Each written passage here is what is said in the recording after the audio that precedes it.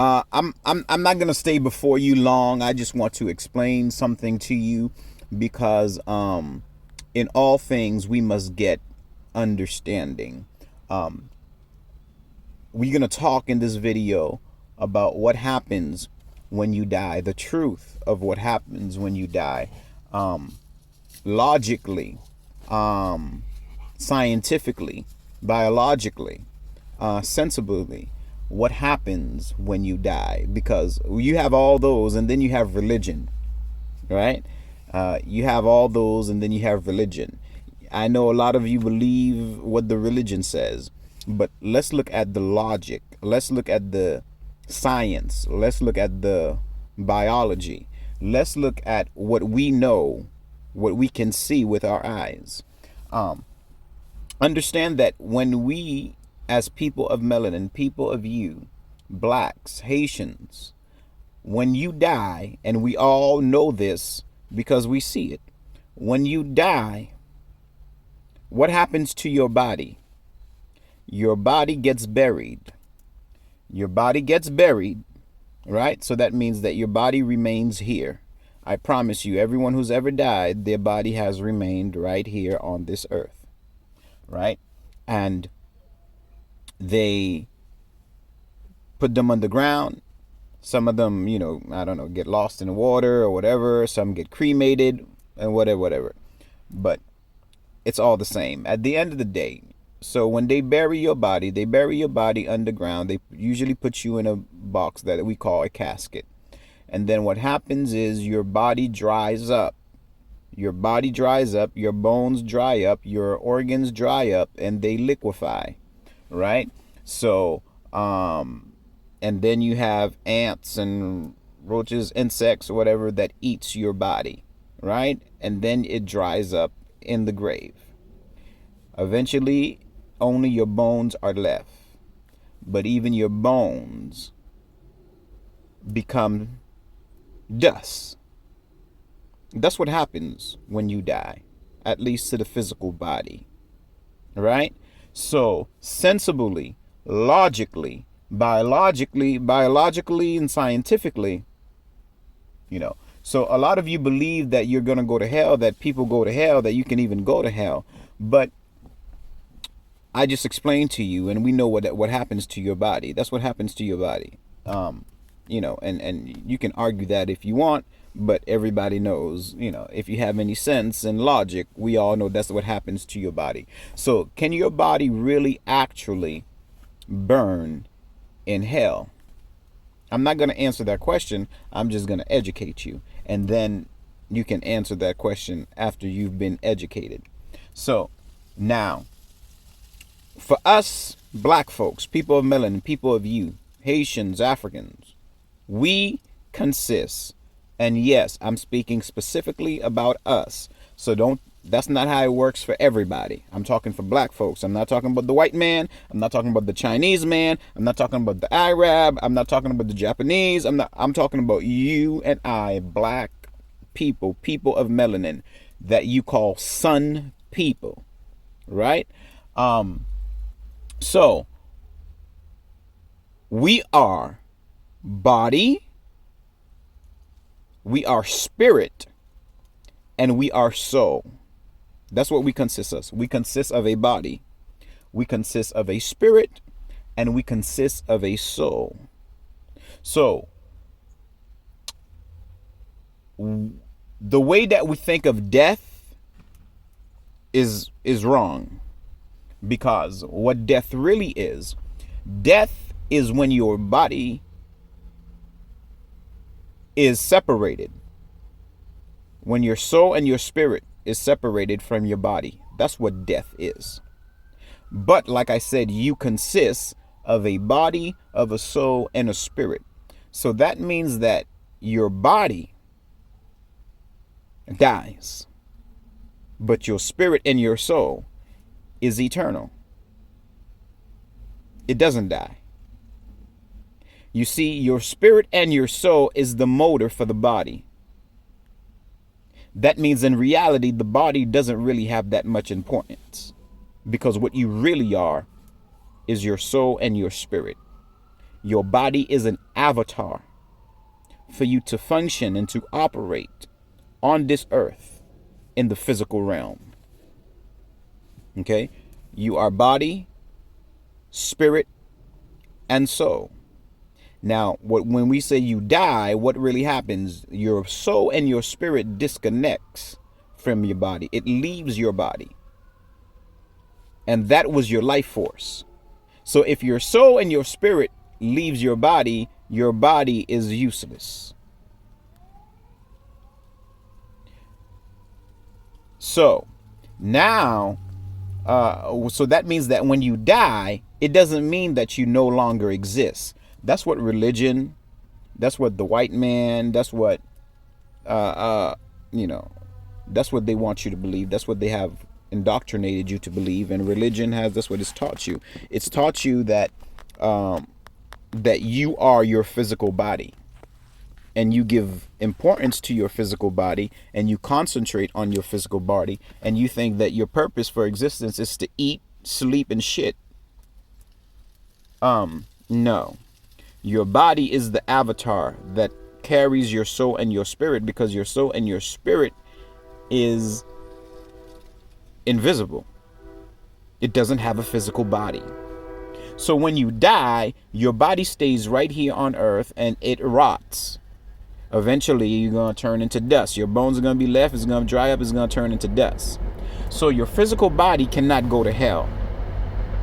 Now, fire. Fire burns. Can fire burn something that is not physical? Can fire burns, according to religion, according to the Bible, Christianity, hell is a place that has this fire. And those who sin against God or rejected God or was not saved, whatever, is going to spend eternity in hellfire. But that's when you're dead. And I've explained to you that when you're dead, your body doesn't go anywhere. Your body stays right here. That's a fact. That's a scientific fact. That's a biological fact. That's a, that's facts. Facts upon facts. So, is it possible to burn in hell? All that remains is your soul and your spirit that does not have a physical body, that is invisible. If it doesn't have a physical body, if it's not physical, can it burn? Can you burn something invisible? Can you burn something that you cannot see? Is that even possible? Can you burn air? You can only burn something that is physical. So this idea of going to hell and being burned by hellfire, that doesn't make any sense in any world, in any planet, in any dimension, in any multiverse, in any, cosmos. It doesn't make sense. It is illogical, and it is possible. It is impossible in any and every dimension, in any universe, the outerverse. How can you burn in hell if you are absent from a physical body? Your soul and your spirit is not physical. It cannot burn. So that alone disproves the Bible. That alone. You don't need to be a rocket scientist. What I've just told you alone disproves the Bible. And that alone, that you should be like, well, so if that's the case, then, well, But people won't do that. People will say, well, that's not true, but they'll still hold on to the other stuff until, you have to explain to them the other stuff, right? But no, if that's not true, if that is impossible, if that is incorrect, then the whole damn thing is incorrect. And unfortunately, a lot of black folks, they do go to church, but they don't read the damn Bible. They don't read the Bible. If they do read the Bible, they read the verses that the preachers tell them, or Sunday school or whatever, but they don't read the whole Bible to understand. They don't read Genesis to Revelation to understand it. They don't. Majority Christians have not sat down and read the whole damn Bible. Because if you actually did read the whole damn Bible, then you would see all the contradictions, all the lies, all the impossibilities, all the indoctrinations, all the bullshit.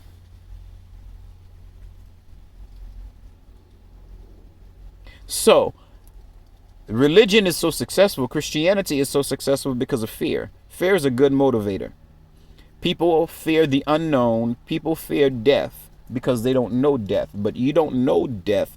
You have that lack of knowledge because you don't study, because you don't read, because you don't think, because you're stuck in a belief in the Bible. And then if whatever else is different from the Bible, then you reject it instead of it being the other way around. A billion things disprove the Bible, but you reject it because you want to stand on the Bible rather than you standing on the truth, rather than standing on logic. And that's what happens in that verse. This is another verse, and this verse should show you that the Bible is full of it, because it says, trust in the Lord with all your heart. Lean not on your own understanding, but in all your ways acknowledge him. What is that verse really saying? It's saying to seek God. All right? Seek this thing that can never be found because it is make-believe, because it is made up. But seek it. But this is where it really gets it. It says, lean not on your own understanding.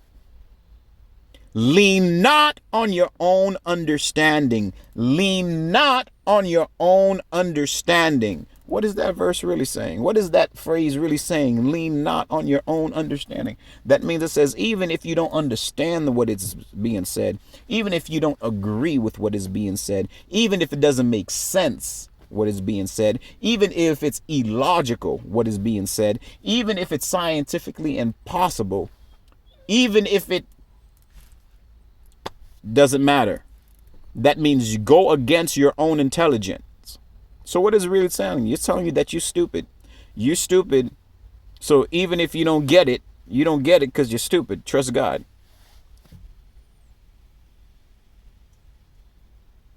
And you know what? That's exactly what a lot of people do. There's a lot of stupid, crazy, evil, twisted things in the Bible. And people go along with it because they are leaning not on their own understanding. That means your understanding is pointless and meaningless. That means you're stupid. That's what the Bible's telling you. It's telling you you're stupid, you don't know better. It doesn't matter if it doesn't make sense to you. It doesn't matter how many times you add 1 + 1 and it gives you 2. But 1 + 1 is something else other than 2. And you have to believe it, you have to accept it. Because the Bible said so. That's indoctrination. That's bullshit. That's ignorance. And unfortunately, a lot of religious folks embrace ignorance because the Bible said so. That's what it's telling you. It says, lean not on your own understanding. That means it doesn't matter if you don't get it. It doesn't matter if it doesn't make sense to you. It doesn't matter if you see and you know that it's impossible, it's illogical, it's evil. It doesn't matter. Lean not on your own understanding, but in everything, in all your ways, just acknowledge him. Believe blindly and stupidly and ignorantly. The Bible, religion, embraces ignorance. That's why Adam and Eve were kicked out of the garden. Well, Adam and Eve were, it was Canaan. But that's why Adam and Eve were, or humanity is cursed, right? That's why we curse, because Adam and Eve ate the fruit of knowledge, right? It ate the fruit of knowledge. So there's a fruit that has knowledge, and God is saying, don't eat that fruit. Don't eat the fruit of knowledge. That means he doesn't want you to have knowledge. He wants you to be and remain ignorant. But interestingly enough, later on in the Bible, it says, my people perish because of a lack of knowledge. Come on now. What the fuck do you want now? What? You want us to have knowledge or you don't? We cursed because you didn't want us to have knowledge. You didn't want us to eat the fruit of knowledge. And now you're telling me we perish because of lack of knowledge. And then we ate the fruit of knowledge. It doesn't make sense. But no, it doesn't matter. It doesn't matter. Agree and accept, because it's the Bible and it's God.